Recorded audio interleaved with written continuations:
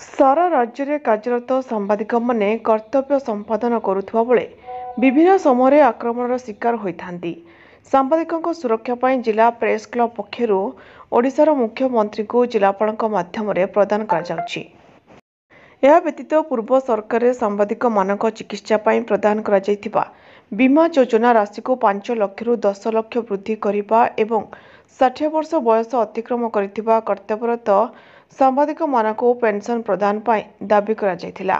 एहिपरि 3 दफा दाबी नहीं जिला प्रेस क्लब पक्षर समस्त सांबादिक राज्य मुख्यमंत्री को जिलापाल जरिया दाबीपत्र प्रदान करथिले।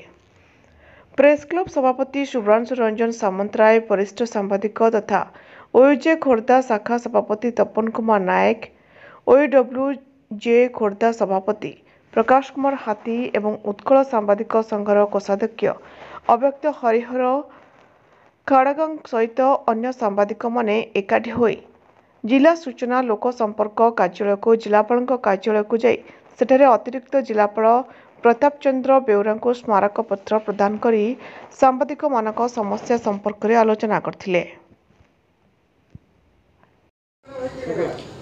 मु प्रकाश हाथी आज आसीथिलु आमे गोटे दाबीपत्र दवापाई जार सरकार हो कि जनसाधारण हो जार असुविधा हुए से मैंने सांबादिकों को खोजती किंतु आज सांबादिक निजे आसि किसी सरकार करियो बोली दाबीपत्र दवापाई। तेणु आमर जो बापा माँ को इंश्योरेंस रु बाद दि जाइए बापा माँ को से अंतर्भुक्त करा जाऊ एवं जो 5 लाख टंका इंश्योरेंस अच्छी से 10 लाख करा जाऊ एवं आमर जो सांबादिक मानकर सुरक्षा आईन सेटा को निया जाऊ कहीं सांबादिक मैंने जो जाऊँ आक्रोशर शिकार होती जो मान विरोध में सांबादिक न्यूज कर जो सत्य खबर प्रकाश कलापर से कौन कर गोटा मिछरे सांबादिक ना गोटे केस एतला दे दूसरी। तेणु पुलिस बिना इनक्वारी से एतलाटा को ग्रहण कर गोटे एतला कर दूसरी सांबादिक मानक कहीं यहाँ गोटे सांबादिक मानकर कंठरोध गोटे चिंताधारा। तेणु यहाँ को पुलिस प्रशासन ध्यान देवार आवश्यकता रही। मो ना तपन कुमार नायक, मु खोर्धा प्रेस क्लब एडवाइजर अच्छी जिला प्रेस क्लब तत्सहित मु ओडिशा सांबादिक यूनियन खोर्धा जिलार सभापति। आमर एठी आसबार कारण मुख्यमंत्री उद्देश्य रे जिलापाल को गोटे दाबीपत्र प्रदान कलु। ये दाबीपत्र मुख्यतः 3टी दाबी रही। सांबादिक मानकर सुरक्षा पाई यथाशीघ्र सरकार सांबादिक सुरक्षा आईन प्रणयन करंतु। द्वितीय परिणत बयस 60 वर्ष पर जो सांबादिक माने ए वृत्ति अवसर नौचंती से जीवनव्यापी सरकार आ काला विलंब न करी पेंशन प्रदान करंतु।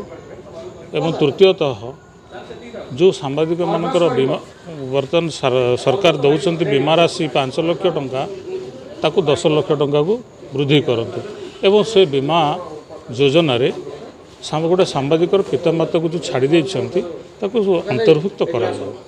हमर ये 3 दफा दाबी की आज आम मुख्यमंत्री के उद्देश्य रे जिलापाल अनुपस्थित अतिरिक्त जिलापाल को प्रदान कर आम आशा करुचु राज्य सरकार यथाशीघ्र ये दाबी प्रति दृष्टि देवे। धन्यवाद। सांबादिक माने तांकर कर्तव्य कला बेले बेले शिकार होती से राजनेता हो सरकारी कर्मचारी हो सर्वोपरि जनसाधारण हो। तेणु से सांबादिक सुरक्षा आईन लागू करने बारंबार विभिन्न सरकार अमल में सांबादिक माने विभिन्न बैनर दाबी कर अद्यावधि कार्यकारी करा जाय नहीं। तेणु आज आम आम नूतन मुख्यमंत्री मोहन चरण माझी महोदय को आज आम विनीत अनुरोध करुचु खोर्धा जिला प्रेस क्लब तरफ प्रथम सांबादिक सुरक्षा प्रति आईन आणतु एवं कार्यकारी करूँ। द्वितीय कथा हूँ सांबादिकटे जितेबले कौन से रोगग्रस्तर शिकार होची साधारण लोकटे पूर्व सरकार 5 लाख और 10 लाख बीमा राशि स्वास्थ्य बीमा प्रदान कर सांबादिक को देला बेलू कार्ड अवलम्बन कले कहीं बीएसके कार्ड जार थी सी पाइबनी एमती दुनिया प्रकार नीति अवलम्बन कले। तो नूतन सरकार को माननीय मुख्यमंत्री श्रीयुक्त माझी महोदय को आम रिक्वेस्ट करुचु जे कौन प्रकार बीएसके कार्ड कि आयुष्मान कार्ड ताकू सब नकरी सांबादिकों सुरक्षा बीमा स्वतंत्र करा जाऊ एवं ता 10 लाख टका पर्यंत करा जाऊ से परिवार पितामाता को सामिल करा जाऊ। द्वितीय कथा हूँ जिते सांबादिकटे 60 वर्ष हो जाऊँगी आपण मैंने जानती सांबादिक हो वकिल हो डाक्तर हो तांकर अवसर सीमा ना किंतु 60 वर्ष पर निहाती गोटे पेंशन दरकार से पेंशन अन्य राज्य में प्रदान करागला लागू करागला तेणु आशा करुचु नूतन सरकार या निश्चित भाव में लागू कर पदक्षेप ने। जिला प्रेस क्लब दाबीपत्र को ओडिशार मुख्यमंत्री निकट को पठाइबा अनुरोध करथिले।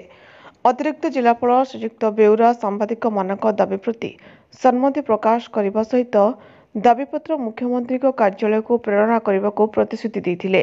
खोर्धारू निमाई चरण महान रिपोर्ट ज्योतिप्रभा।